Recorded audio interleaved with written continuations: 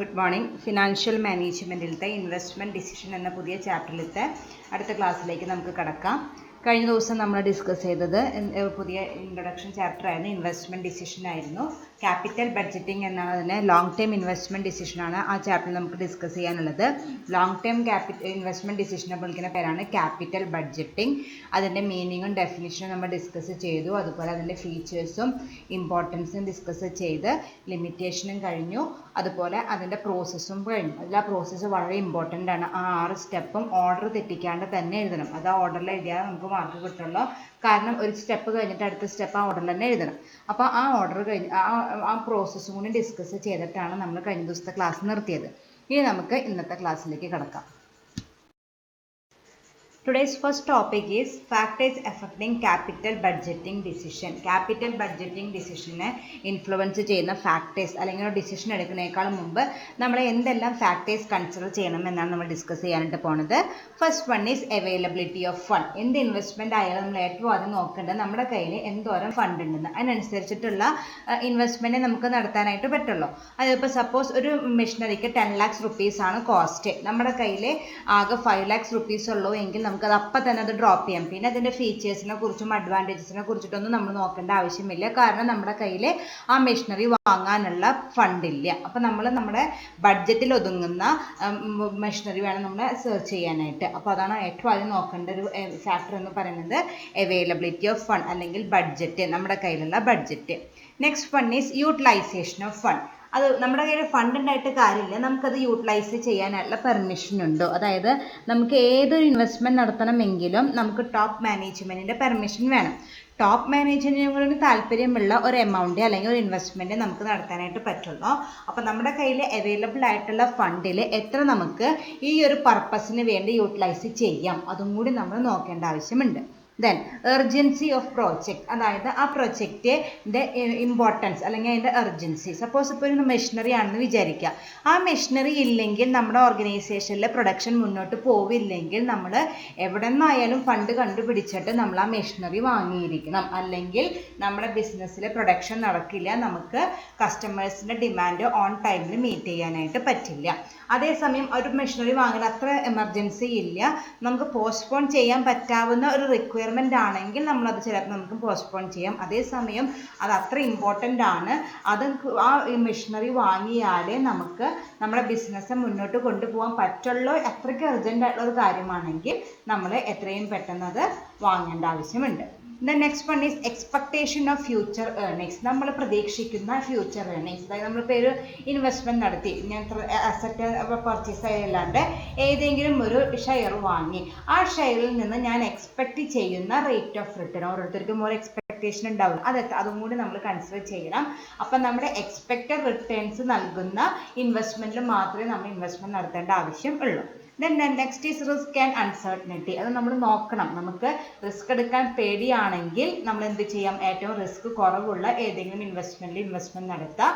അതേസമയം റിസ്ക് എടുത്താലും കുഴപ്പമില്ല, എനിക്ക് റിട്ടേൺ ആണ് കൂടുതൽ ഇമ്പോർട്ടൻസ് എന്നുള്ളൊരു ആറ്റിറ്റ്യൂഡ് ആണെങ്കിൽ നമ്മൾ റിസ്ക് കൂടുതലെടുത്താൽ ഓട്ടോമാറ്റിക്കായിട്ട് നമുക്ക് റിട്ടേണും കൂടും. Then minimum rate of return on investment. നേരത്തെ നമ്മുടെ എക്സ്പെക്ടേഷൻ പറഞ്ഞ പോലെ തന്നെയാണ് മിനിമം റേറ്റ് ഓഫ് റിട്ടേൺ. നമ്മൾ മിനിമം ഇത്ര amount of rate of return നമ്മൾ എക്സ്പെക്റ്റ് ചെയ്യുന്നുണ്ടെങ്കിൽ ആ മിനിമം റേറ്റ് ഓഫ് റിട്ടേൺ തരുന്ന ഒരു ഇൻവെസ്റ്റ്മെൻറ്റ് മാത്രമേ നമ്മൾ സെലക്ട് ചെയ്യാനായിട്ട് പാടുള്ളൂ. നേരത്തെ എക്സ്പെക്ടേഷൻ പോലെ തന്നെ റിലേറ്റഡ് ആയിട്ടുള്ള ഒരു പോയിന്റ് തന്നെയാണ് minimum rate of return on investment. Then intangible factors. അതല്ലാണ്ട് ഇതൊന്നും അല്ലാണ്ട് വേറെ നമ്മൾ ഇൻടാഞ്ചിബിൾ ആയിട്ടുള്ളത് attitude of the management, attitude of the employment, trade unions, ഇതൊക്കെ നോക്കിയിട്ട് വേണം നമ്മൾ എന്ത് ചെയ്യാനായിട്ട്, ഒരു ഇൻവെസ്റ്റ്മെൻറ്റ് നടത്താനായിട്ട്. അതായത് ഇപ്പോൾ സപ്പോസ് ഒരു മെഷീനറി വാങ്ങാമെന്ന് വിചാരിക്കുക, പുതിയൊരു മെഷീനറി വാങ്ങാൻ പോകണം. അപ്പോൾ ആ മെഷീനറി വാങ്ങുമ്പോൾ നമുക്ക് ഇപ്പോഴുള്ള എക്സിസ്റ്റിംഗ് എംപ്ലോയീസിനെ നമ്പർ കുറയ്ക്കാനായിട്ട് പറ്റും. അത് മാനേജ്മെൻറ്റിനെ സംബന്ധിച്ചിടത്തോളം ലാഭമാണ്. കാരണം ഇപ്പോൾ ഓൾറെഡി 10 എംപ്ലോയീസ് വർക്ക് ചെയ്യുന്നുണ്ട്. ഈ ഒരു പുതിയൊരു മെഷീനറി വാങ്ങാൻ നമുക്ക് ടോട്ടൽ 2 എംപ്ലോയീസ് മതി, 8 പേരെ നമുക്ക് ഒഴിവാക്കാം. ആ ഒരു കേസിൽ മാനേജ്മെൻറ്റിന് ലാഭകരമാണ്. കാരണം ആ 8 പേർക്ക് കൊടുക്കുന്ന വേജസ് അവർക്ക് സേവ് ചെയ്യാനായിട്ട് പറ്റി. അതേസമയം എംപ്ലോയീസിനും അതുപോലെ ട്രേഡ് യൂണിയൻസിനും അതിന് ഒപ്പോസിഷൻ ഉണ്ടാവും. കാരണം അവിടെയുള്ള എംപ്ലോയീസിൻ്റെ ജോലി പോവാണ്, ട്രേഡ് യൂണിയന് അത് ബുദ്ധിമുട്ടാവും, അപ്പോൾ അവരത് ഒപ്പോസ് ചെയ്യും. അപ്പോൾ അതും കൂടി നമ്മൾ കൺസിഡർ ചെയ്തിട്ട് വേണം ഒരു തീരുമാനം എടുക്കാനായിട്ട്. അങ്ങനത്തെ ഇൻടാഞ്ചിബിൾ ആയിട്ടുള്ള പല പല ഫാക്ടേഴ്സ് നമ്മുടെ കമ്പനിയിൽ വരും. അതും കൂടി കൺസിഡർ ചെയ്തിട്ട് വേണം നമ്മൾ തീരുമാനം എടുക്കാനായിട്ട്. ഈ ഫാക്ടേഴ്സ് ഒക്കെ കൺസിഡർ ചെയ്തിട്ട് വേണം നമ്മളൊരു ഡിസിഷൻ, ക്യാപിറ്റൽ ബഡ്ജറ്റിംഗ് ഡിസിഷൻ എടുക്കാനായിട്ട്. ഈ ഫാക്ടേഴ്സ് നമുക്ക് എല്ലാം പോസിറ്റീവ് ആണെങ്കിൽ മാത്രമേ നമുക്ക് നമ്മുടെ ക്യാപിറ്റൽ ബഡ്ജറ്റിംഗ് ഡിസിഷനായിട്ട് മുന്നോട്ട് പോകാനായിട്ട് പറ്റുള്ളൂ. ഓക്കെ.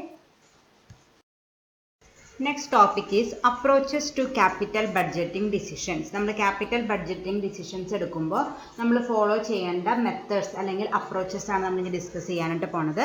മെയിനായിട്ട് 3 അപ്രോച്ചസ് ആണുള്ളത്. First one is disaster approach. എന്തായിരിക്കും ഡിസാസ്റ്റർ എന്ന് വെച്ചാൽ എന്തെങ്കിലും ഒരു അൺഎക്സ്പെക്റ്റഡ് ഇവന്റ്, ഡിസാസ്റ്റർ, പൊട്ടിത്തെറി ഉണ്ടാവുമ്പോൾ എന്ന് വെച്ചാൽ the capital expenditure decisions are taken by management only when a disaster occurs like a plant break down. അതായത് ഇപ്പോൾ നമ്മളിപ്പോൾ ഒരു പുതിയൊരു മെഷീനറി വാങ്ങാനുള്ള ടൈമൊക്കെ ആയിട്ടുണ്ട്.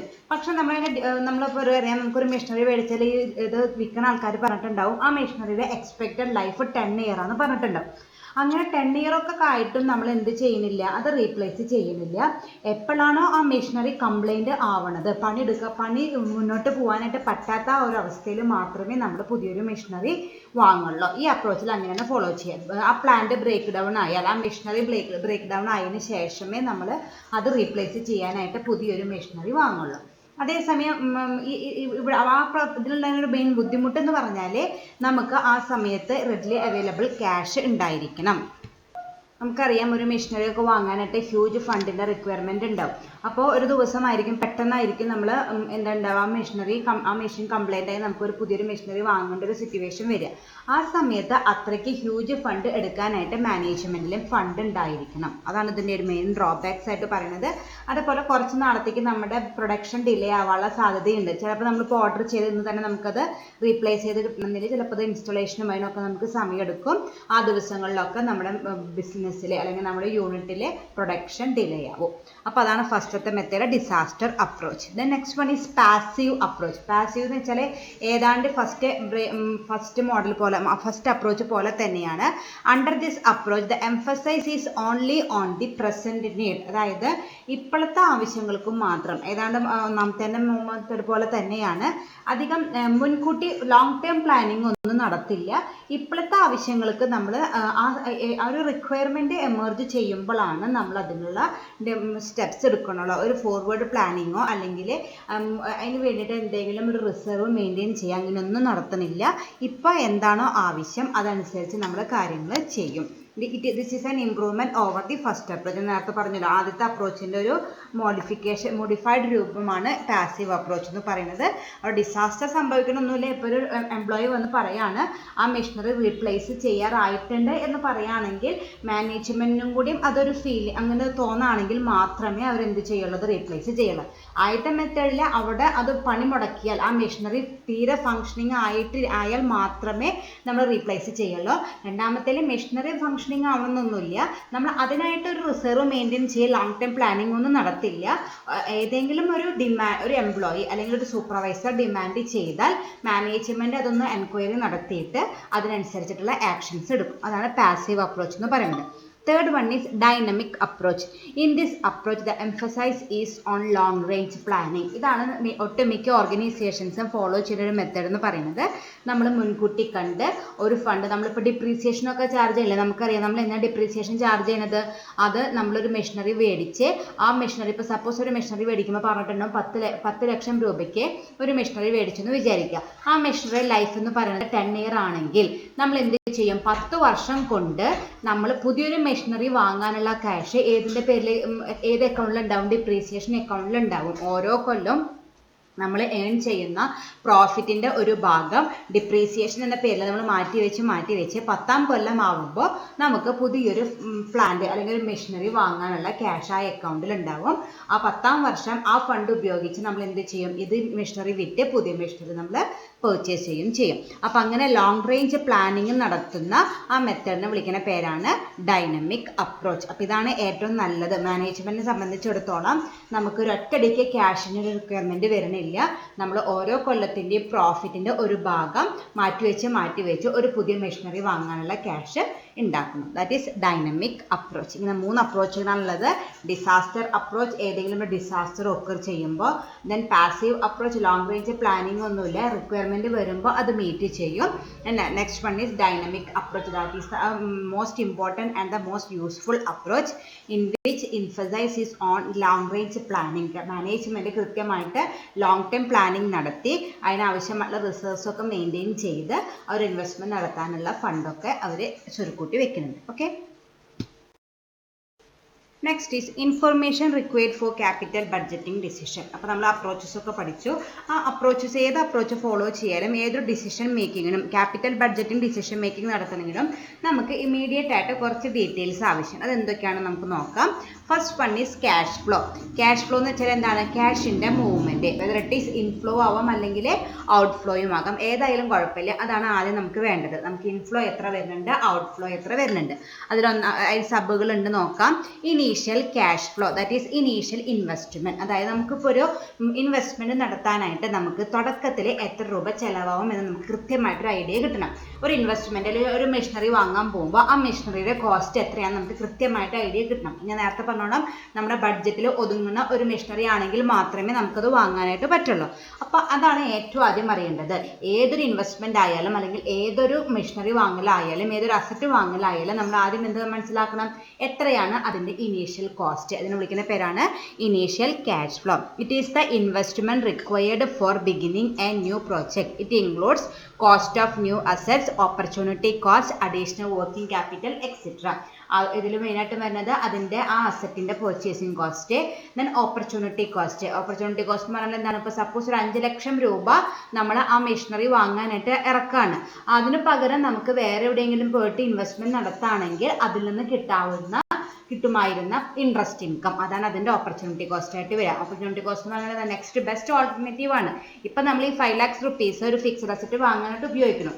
അതിന് പകരം ആ സെയിം എമൗണ്ട് വേറെ ഏതെങ്കിലും ഒരു ആൾട്ടർനേറ്റീവ് ഇൻവെസ്റ്റ്മെൻറ്റ് നടത്തുകയാണെങ്കിൽ നമുക്ക് അതിൽ നിന്ന് കിട്ടുമായിരുന്ന ഇൻട്രസ്റ്റ് ഇൻകം, അതാണ് അതിൻ്റെ opportunity cost.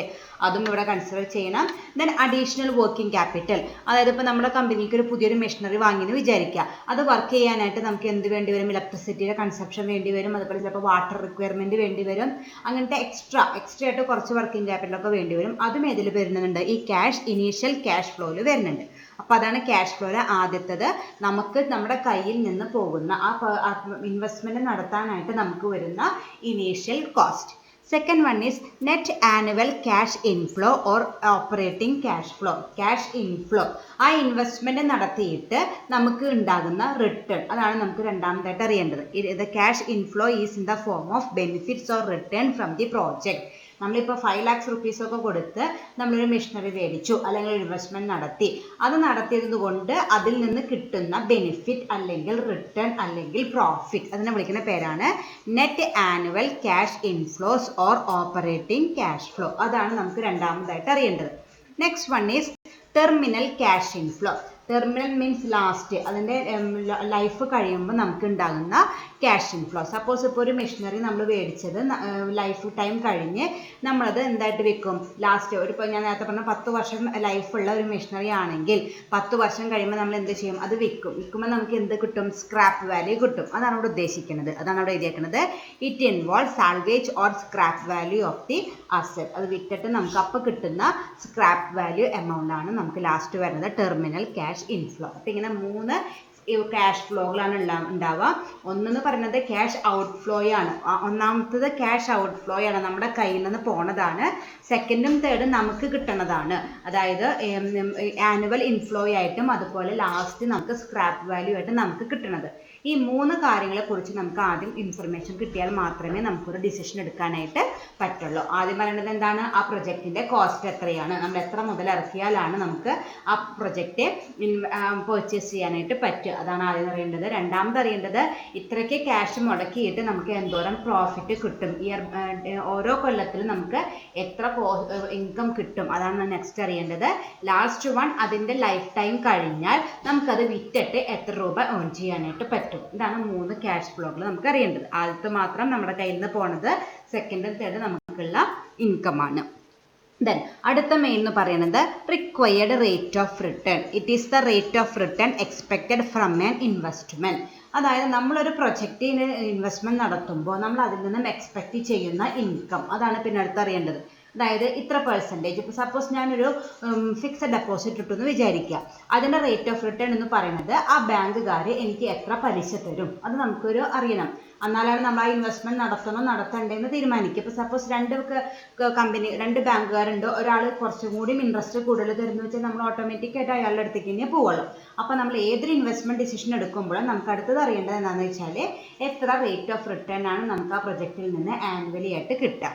So it is the rate of return expected from an investment. ഞാൻ കുറേ പേരുകളുണ്ട്, ചിലപ്പോൾ പ്രോബ്ലത്തിൽ അങ്ങനെയായിരിക്കും തരാട്ടോ. ചിലപ്പോൾ റേറ്റ് ഓഫ് റിട്ടേൺ എന്ന് തരും, അല്ലെങ്കിൽ it is also called cost of capital or cut off rate or hurdle rate.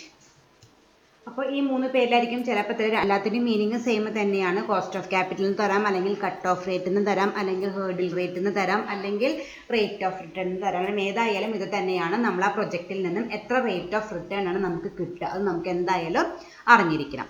Then അടുത്ത് നമുക്കറിയേണ്ടത് അതർ ഇൻഫർമേഷൻ ആണ്. അതിലേതൊക്കെ വരുന്നുണ്ട്? Economic life of the project, ആ പ്രൊജക്റ്റിൻ്റെ ലൈഫ് ടൈം. അതായത് ഇപ്പോൾ നമ്മളൊരു മെഷീനറി മേടിച്ചാൽ എത്ര നാൾ ആ മെഷീനറി നമ്മുടെ ഓർഗനൈസേഷനിൽ യൂസ് ചെയ്യാനായിട്ട് പറ്റും, അത് നമുക്ക് അറിഞ്ഞിരിക്കണം. അവൈലബിൾ ഫണ്ട്, നമുക്ക് എത്ര ഫണ്ട് നമുക്ക് അവൈലബിൾ ആണ്, അത് മാനേജ്മെന്റ് ആണ് പറയേണ്ടത്. ഇത്ര ഫണ്ട് അവൈലബിൾ ആയാലാണ് നമുക്കത് പർച്ചേസ് ചെയ്യാനായിട്ട് പറ്റുള്ളൂ. ദെൻ റിസ്ക് ഓഫ് ഒബ്സലൻസസ്, അതായത് നമുക്ക് തേയ്മാനം വരാനുള്ള സാധ്യതകളുണ്ട്, അതും നമ്മൾ ആ റിസ്ക്കും കൂടി നമ്മൾ കൺസിഡർ ചെയ്തിട്ട് ഇത്രയ്ക്ക് ഡീറ്റെയിൽസ് തന്നാലാണ് ഒരു ക്യാപിറ്റൽ ബഡ്ജറ്റിംഗ് ഡിസിഷൻസ് എടുക്കാനായിട്ട് പറ്റുക.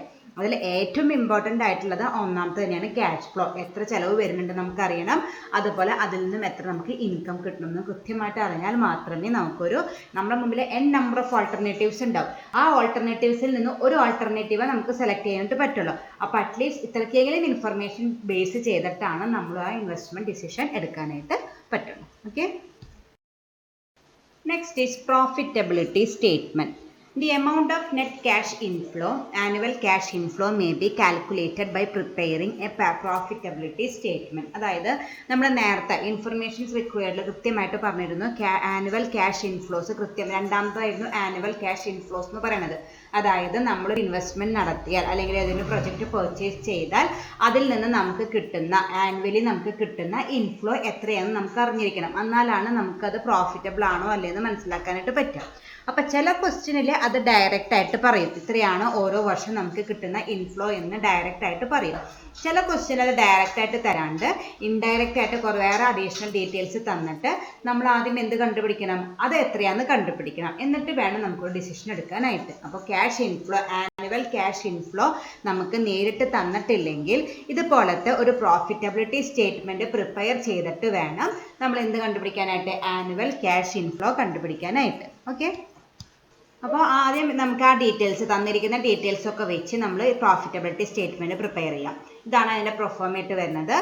പെർട്ടിക്കുലറും എമൗണ്ടും എഴുതുക. അതിൽ എന്തൊക്കെ എഴുതണം? ആദ്യം നമുക്ക് എഴുതേണ്ടത് എസ്റ്റിമേറ്റഡ് സേവിങ്സ്. അതായത് ഈ ഒരു പുതിയൊരു മെഷീനറി വാങ്ങുകയാണെങ്കിൽ നമുക്ക് എന്തൊക്കെ സേവ് ചെയ്യാനായിട്ട് പറ്റും. സേവിങ്സ് ഇൻ സ്ക്രാപ്പ് ഉണ്ടാവാം, സേവിങ്സ് ഇൻ ഡയറക്റ്റ് വേജസ് ഉണ്ടാവാം. അത് ഏതൊക്കെയാണെന്ന് നോക്കുക. അപ്പോൾ ആദ്യം നമ്മൾ കണ്ടുപിടിക്കേണ്ടത് ഈ പുതിയൊരു മെഷീനറി വാങ്ങിയത് കൊണ്ട് നമുക്ക് എത്ര രൂപ സേവ് ചെയ്യാൻ പറ്റി അത് കണ്ടുപിടിക്കുക. ദെൻ സെക്കൻഡ് നമ്മൾ കണ്ടുപിടിക്കേണ്ടത് അഡീഷണൽ കോസ്റ്റ്, അതിൻ്റെ ടോട്ടൽ സേവിങ്സ് കണ്ടുപിടിക്കുക. ആദ്യം സ്ക്രാപ്പ് എഴുതി ഡയറക്റ്റ് വേജസ് എഴുതി അത് രണ്ടും കൂടി കൂട്ടിയിട്ട് നമ്മൾ എന്ത് കണ്ടുപിടിച്ചു, ടോട്ടൽ സേവിങ്സ് കണ്ടുപിടിച്ചു. അടുത്ത നമുക്ക് കിട്ടേണ്ടത് അഡീഷണൽ കോസ്റ്റ്. അതായത് ഈ ഒരു പുതിയൊരു മെഷീനറി വാങ്ങിയത് കൊണ്ട് നമുക്ക് അഡീഷണൽ ആയിട്ട് എന്തെങ്കിലും കോസ്റ്റ് വന്നിട്ടുണ്ടെങ്കിൽ അത് നമ്മൾ കൺസിഡർ ചെയ്യണം. അത് മെയിനായിട്ടും വരുന്നത് കോസ്റ്റ് ഓഫ് മെയിൻ്റനൻസ്. പുതിയ മെഷീനറി വരുമ്പോൾ എന്തായാലും മെയിൻ്റനൻസ് കോസ്റ്റ് വരും. സൂപ്പർവിഷൻ, അതിൻ്റെ ഫംഗ്ഷനിങ് ഒക്കെ സൂപ്പർവൈസ് ചെയ്യാനുണ്ട്, അതിനും ഒരു കോസ്റ്റ് വരും. Then cost of indirect material, ആവശ്യമുള്ള ഇൻഡയറക്റ്റ് മെറ്റീരിയലിനും കോസ്റ്റുകൾ. ഡയറക്റ്റ് മെറ്റീരിയൽ അല്ല, ഇൻഡയറക്റ്റ് മെറ്റീരിയലിനും കുറച്ച് കോസ്റ്റുകൾ വരും. അതും നമ്മുടെ അഡീഷണൽ കോസ്റ്റ് ആയിട്ട് വരുന്നതാണ്. ആ 3 നമ്മൾ എഴുതുക. ക്വസ്റ്റ്യനിൽ ഏതൊക്കെ അഡീഷണൽ കോസ്റ്റുകൾ തന്നിട്ടുള്ളോ അതൊക്കെ എടുത്ത് എഴുതുക, അതും ആഡ് ചെയ്യുക. അപ്പോൾ നമുക്ക് എത്ര കിട്ടി? ടോട്ടൽ കോസ്റ്റ് കിട്ടി. അപ്പോൾ നമ്മുടെ കയ്യിൽ ഇപ്പോൾ എന്തൊക്കെയുണ്ട്? ടോട്ടൽ സേവിങ്സ് ഉണ്ട്, ടോട്ടൽ കോസ്റ്റ് ഉണ്ട്. ആ ടോട്ടൽ സേവിങ്സിൽ നിന്ന് ടോട്ടൽ കോസ്റ്റ് ലെസ് ചെയ്താൽ നമുക്ക് എന്ത് കിട്ടി? നെറ്റ് ആനുവൽ ക്യാഷ് ഇൻഫ്ലോ കിട്ടി. അത് സി ആയിട്ട് എഴുതാം. Net cash inflow is equal to എയിൽ നിന്ന് ബി ലെസ് ചെയ്യുക. അത് നമുക്കതായിട്ട് എഴുതാം. അപ്പോൾ അതാണ് നമ്മുടെ ഡിസിഷൻ മേക്കിങ്ങിൽ രണ്ടാമത്തെ ഇൻഫർമേഷൻ റിക്വയർഡ് ആയ നെറ്റ് ആനുവൽ ക്യാഷ് ഇൻഫ്ലോ. ക്വസ്റ്റ്യനിൽ ഡയറക്റ്റ് ആയിട്ട് തന്നിട്ടില്ലെങ്കിലാണ് നമ്മൾ ഈ പ്രോഫിറ്റബിലിറ്റി സ്റ്റേറ്റ്മെൻറ്റ് വരയ്ക്കേണ്ടതായിട്ട് വരിക. ആദ്യം നമുക്ക് ഈ പുതിയ മെഷീനറി വാങ്ങിയത് കൊണ്ട് ഏൺ ചെയ്യാൻ പറ്റിയ സേവിങ്സ് കൂട്ടി ആഡ് ചെയ്തിടുക. ദെൻ അത് പർച്ചേസ് ചെയ്യണമെങ്കിൽ നമുക്ക് വന്ന അഡീഷണൽ കോസ്റ്റുകൾ ആഡ് ചെയ്തിടുക. സേവിങ്സിൽ നിന്ന് കോസ്റ്റ് ലെസ് ചെയ്ത് ബാക്കി കിട്ടുന്നതായിരിക്കും നമ്മുടെ ക്യാഷ് ഇൻഫ്ലോ. ഓക്കെ, ഇതാണ് പ്രോഫിറ്റബിലിറ്റി സ്റ്റേറ്റ്മെൻറ്റ് പ്രിപ്പയർ ചെയ്യാനുള്ള ആദ്യത്തെ ക്വസ്റ്റ്യൻ. ഡീറ്റെയിൽസ് തന്നിരിക്കുന്നു. Cost of machinery, life estimated savings in scrap wages, additional cost of supervision, maintenance, indirect material. Calculate cash inflow. 2 പ്രൊജക്റ്റിൻ്റെ ആയിട്ടാണ് തന്നിരിക്കുന്നത്, മെഷീൻ എയും മെഷീൻ ബിയും. അതിൽ ഒരു പ്രത്യേകത എന്താണെന്ന് വെച്ചാൽ എസ്റ്റിമേറ്റഡ് സേവിങ്സ് ഇൻ വേജസ് നേരിട്ടിട്ടല്ല തന്നിരിക്കുന്നത്. അതായത് നമുക്ക് വേജസിൽ എന്തോരം ലാഭിക്കാൻ പറ്റുമെന്ന് ഇങ്ങനെ തന്നിരിക്കുന്നതെന്ന് വെച്ചാൽ വേജസ് പെർ വർക്കർ 1200 ആണ്. ഒരു എംപ്ലോയിക്ക് നമ്മൾ കൊടുക്കുന്ന ഒരു ദിവസത്തെ ശമ്പളം എന്ന് പറയുന്നത് 1200 ആണ്. ദെൻ അടുത്ത ഡീറ്റെയിൽ തന്നിരിക്കുന്നത് വർക്കേഴ്സ് നോട്ട് റിക്വയർഡ്. അതായത് ഈ ഒരു പുതിയൊരു മെഷീനറി വാങ്ങുകയാണെങ്കിൽ നമുക്ക് മെഷീൻ എയിൽ 150 എംപ്ലോയീസിനെ ഒഴിവാക്കാനായിട്ട് പറ്റും. അപ്പോൾ നമുക്ക് എത്രയായിരിക്കും സേവിങ്സ് ഇൻ വേജസ്? അതായത് ഇത്രയും നാളും ഉണ്ടായിരുന്ന എംപ്ലോയീസിൽ നിന്ന് 150 എംപ്ലോയീസിനെ നമുക്ക് ഒഴിവാക്കാനായിട്ട് പറ്റും. ഒരു എംപ്ലോയിക്ക് 1200 റുപ്പീസ് വെച്ച്. അപ്പോൾ നമ്മുടെ സേവിങ്സ് ഇൻ വേജസ് എത്രയായിരിക്കും? 1200 ഇൻറ്റു 150. മനസ്സിലായ? അതായത് പുതിയ മെഷീനറി വാങ്ങിയത് കൊണ്ട് നമുക്ക് 150 എംപ്ലോയീസിനെ ഒഴിവാക്കാം. അതുകൊണ്ട് തന്നെ അവർക്ക് ഈ 150 എംപ്ലോയീസിന് നമ്മൾ മൊത്തം കൊടുത്തിരുന്ന വേജസും നമുക്ക് സേവ് ചെയ്യാനായിട്ട് പറ്റും. അതാണ് എസ്റ്റിമേറ്റഡ് സേവിങ്സ് ഇൻ വേജസ് എന്ന് ഉദ്ദേശിക്കുന്നത്. ഓക്കെ, അപ്പോൾ 1200 ഇൻറ്റു 150 ചെയ്താൽ മെഷീൻ എയുടെ എസ്റ്റിമേറ്റഡ് സേവിങ്സ് ഇൻ വേജസ് കിട്ടും. മെഷീൻ ബിയുടെയോ അവിടെയും ഒരു എംപ്ലോയിക്ക് കൊടുക്കുന്ന വേജസ് സെയിം ആണ്, 1200 തന്നെയാണ്. അതേസമയം മെഷീൻ ബി ആണ് നമ്മൾ വാങ്ങണമെന്ന് വെച്ചാൽ നമുക്ക് 200 എംപ്ലോയീസിനെ ഒഴിവാക്കാനായിട്ട് പറ്റും. മെഷീൻ എക്ക് നമുക്ക് എത്രയും 150 എംപ്ലോയീസിനെ ഒഴിവാക്കാൻ പറ്റിയിരുന്നല്ലോ. അതേസമയം മെഷീൻ ബി വാങ്ങുകയാണെങ്കിൽ നമുക്ക് 200 എംപ്ലോയീസിനെ ഒഴിവാക്കാനായിട്ട് പറ്റും. ഓക്കെ, അപ്പോൾ അവിടുത്തെ സേവിങ്സ് എങ്ങനെ കണ്ടുപിടിക്കുക? ഈ 1200 ഇൻറ്റു നമ്മൾ എത്ര പേര് ഒഴിവാക്കി? 200. 1200 ഇൻറ്റു 200 ആണ് നമുക്ക് എന്തായിട്ട് വരിക? എസ്റ്റിമേറ്റഡ് സേവിങ്സ് ഇൻ വേജസ് ആയിട്ട് വരിക. അപ്പോൾ ആ ഡീറ്റെയിൽസ് വെച്ചിട്ട് നമുക്ക് അത് കണ്ടുപിടിക്കാം. ഇൻഡയറക്റ്റ് ആയിട്ട് തന്നു എന്നുള്ള ഇത് അത്ര ബുദ്ധിമുട്ടുള്ള കാര്യമല്ല. എത്ര നമ്മൾ ഒഴിവാക്കാൻ പറ്റുമോ അത് ഇൻറ്റു ഒരു എംപ്ലോയിക്ക് കൊടുക്കുന്ന വേജസ് മൾട്ടിപ്ലൈ ചെയ്താൽ നമുക്ക് സേവ് ചെയ്യാൻ പറ്റാവുന്ന എമൗണ്ട് കണ്ടുപിടിക്കാനായിട്ട് പറ്റും. ഇനി ഇത് വെച്ചിട്ട് നമുക്ക് പ്രൊഫോമ നമ്മൾ നേരത്തെ പഠിച്ചതാണ്, നമുക്ക് പ്രോബ്ലം വർക്കൗട്ട് ചെയ്യാം. അപ്പോൾ നമുക്ക് പ്രൊഫോമ പ്രകാരം നമുക്ക് കോളം വരയ്ക്കാം. ഞാൻ പ്രൊഫോമയിൽ തന്നപ്പോൾ ഒരു മെഷീൻ്റെ കാര്യത്തിന് കൊണ്ടാണ് ഒരു കോളം വരച്ചത്.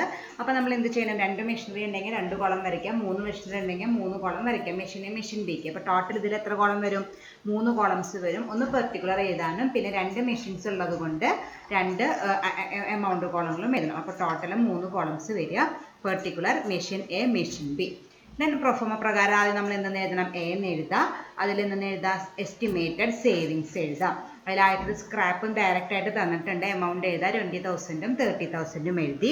ബി എന്ന് പറഞ്ഞിട്ട് എന്ത് എഴുതണം? ഡയറക്റ്റ് വേജസ് എഴുതണം. ഡയറക്റ്റ് വേജസിൻ്റെ കാൽക്കുലേഷൻ ഞാൻ നേരത്തെ പറഞ്ഞു.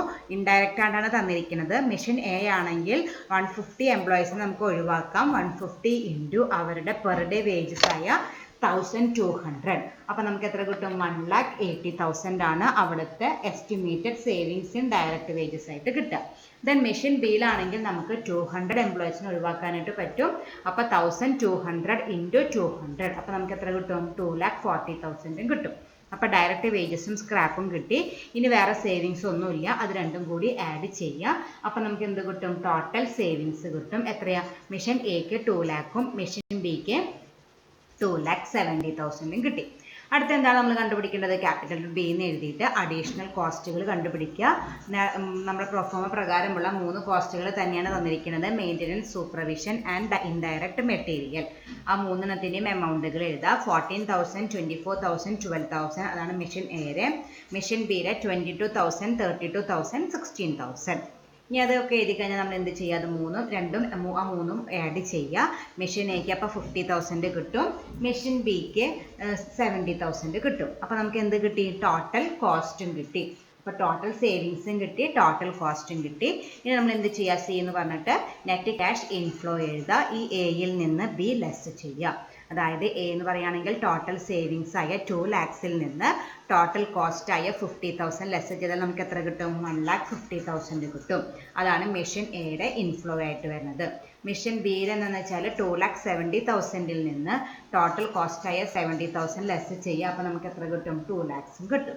അപ്പോൾ ക്യാഷ് ഇൻഫ്ലോയും ക്യാഷ് രണ്ടിൻ്റെയും കിട്ടി 1,50,000ഉം 2 lakhs. ഇനി ഇത് വെച്ചിട്ടാണ് നമ്മൾ പ്രോബ്ലം ചെയ്യുന്നത്. ഇനി ഇതിൻ്റെ അപ്പുറത്തെ പ്രോബ്ലം കാൽക്കുലേഷൻസ് ഒക്കെ ഉണ്ട്, ഞാൻ പഠിപ്പിച്ചിട്ടില്ല.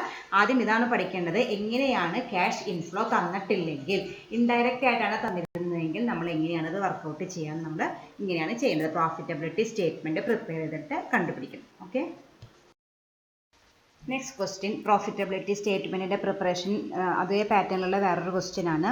ഞാൻ നേരത്തെ പ്രോബ്ലത്തിൽ ഒരു കാര്യം പറയാൻ പോയി, അതായത് മറന്നുപോയി. കോസ്റ്റ് ഓഫ് മെഷീനും ലൈഫും, ആ 2 ഡീറ്റെയിൽസും നമുക്ക് പ്രോഫിറ്റബിലിറ്റി സ്റ്റേറ്റ്മെൻറ്റ് പ്രിപ്പയർ ചെയ്യാനായിട്ട് ആവശ്യമില്ലാത്ത ഒരു 2 ഡീറ്റെയിൽസ് ആണ്. അതായത് കോസ്റ്റ് ഓഫ് മെഷീൻ തന്നിട്ടുണ്ട്, കഴിഞ്ഞ പ്രോബ്ലത്തിൽ തന്നിട്ടുണ്ട്. ഇതിലും ഉണ്ട് ആ 2 ഡീറ്റെയിൽസും, കോസ്റ്റ് ഓഫ് മെഷീനും ലൈഫും. അത് നമുക്ക് പ്രോഫിറ്റബിലിറ്റി സ്റ്റേറ്റ്മെൻറ്റ് അല്ലെങ്കിൽ ആനുവൽ ക്യാഷ് ഇൻഫ്ലോ കണ്ടുപിടിക്കാനായിട്ട് പ്രത്യേകിച്ച് ആവശ്യമില്ല. പക്ഷേ അതിൻ്റെ അപ്പുറത്ത് ഫെർദർ നമുക്ക് ഡിസിഷൻ മേക്കിങ്ങിന് അത് ആവശ്യമുള്ളത് കൊണ്ടാണ് അത് തന്നിരിക്കുന്നത്. പക്ഷേ ഇവിടെ പ്രോഫിറ്റബിലിറ്റി സ്റ്റേറ്റ്മെൻറ്റ് മാത്രമാണ് നമ്മളോട് പ്രിപ്പയർ ചെയ്യാൻ പറഞ്ഞതെന്ന് വെച്ചാൽ നമുക്കതിൻ്റെ ആവശ്യമില്ല കേട്ടോ. നേരത്തെ ഞാൻ പറയാൻ വിട്ടുപോയതാണ്. അതുപോലത്തെ തന്നെ വേറൊരു ക്വസ്റ്റ്യൻ തന്നെയാണ് ഇതെന്ന് പറയുന്നത്. 2 മെഷീനറിയാണ്, എമ്മും എന്നും. മെഷീൻ്റെ പേര് മാറിയെന്നുള്ളൂ. ഇതുപോലെ തന്നെയാണ് ആ ഡീറ്റെയിൽസ് ഒക്കെ തന്നിട്ടുണ്ട്. ഒരു അഡ്വാൻറ്റേജ് എന്ന് പറയാൻ വെച്ച് കഴിഞ്ഞാൽ എസ്റ്റിമേറ്റഡ് സേവിങ്സ് ഇൻ വേജസ് നമുക്ക് ഡയറക്റ്റ് ആയിട്ട് തന്നിട്ടുണ്ട്.